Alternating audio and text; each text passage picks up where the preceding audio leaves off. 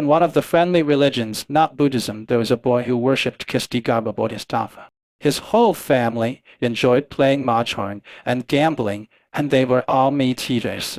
He made a vow to Kistigarbha Bodhisattva that he would become a vegetarian. He set up a shrine for Kistigarbha Bodhisattva, and he was very filial. When his father passed away, he didn't know which path his father was reincarnated in.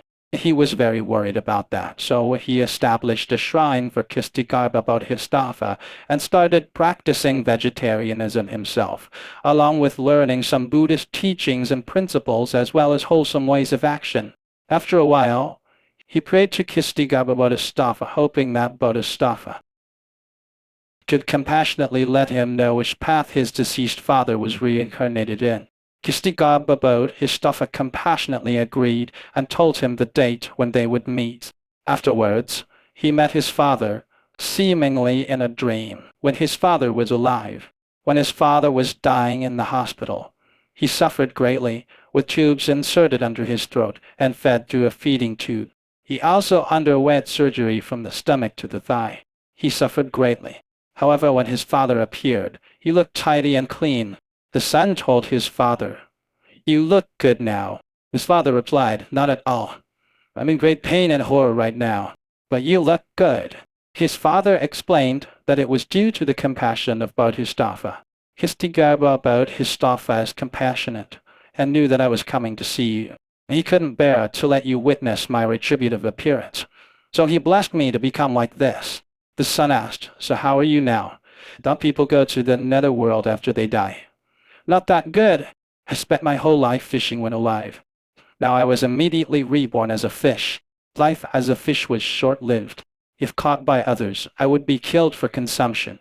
So I died and was reborn, only to die again. Such a cycle of life and death is filled with immense suffering." He said, "Actually, I'm in a lot of pain," he told his son. After hearing this, he burst into tears. He said, "Son, when you were 10 years old, if I had listened to what you said, I wouldn't be suffering like this now." His son had forgotten what he said at 10 years old. He asked, "What did I say?" His father replied, "Every time I came back from fishing, your mom would wake you up in the middle of the night to kill and prepare the fish. And you would always advise me, 'Dad, let's not kill and eat these fish, okay? When you cut open their bellies and remove their gills, they feel pain. Let's not kill them, okay?' And I would always respond, 'Silly child, fish are meant to be eaten by humans.' Are fish really meant to be eaten by humans?" Hearing his father say this, his son suddenly realized. Before his father's death, he had undergone constant emergency treatment in the hospital, with surgery from his abdomen to his thigh similar to gutting a fish, and he went fishing every day. That's why his father developed throat cancer and had a hole cut under his throat for feeding through a tube, often enduring a lot of suffering. In fact, that was his karmic retribution. It's even a cycle of retribution, followed by first aid, then infection, repeating in succession until his passing. After death, because his son had some virtuous roots, he set up a Buddhist shrine.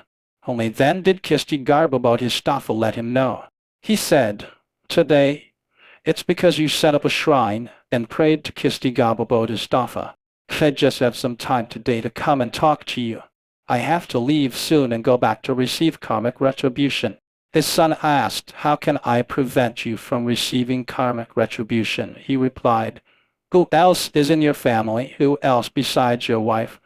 If they can't stop gambling, start being vegetarians, and learn Buddhism, my karmic retribution can be paused."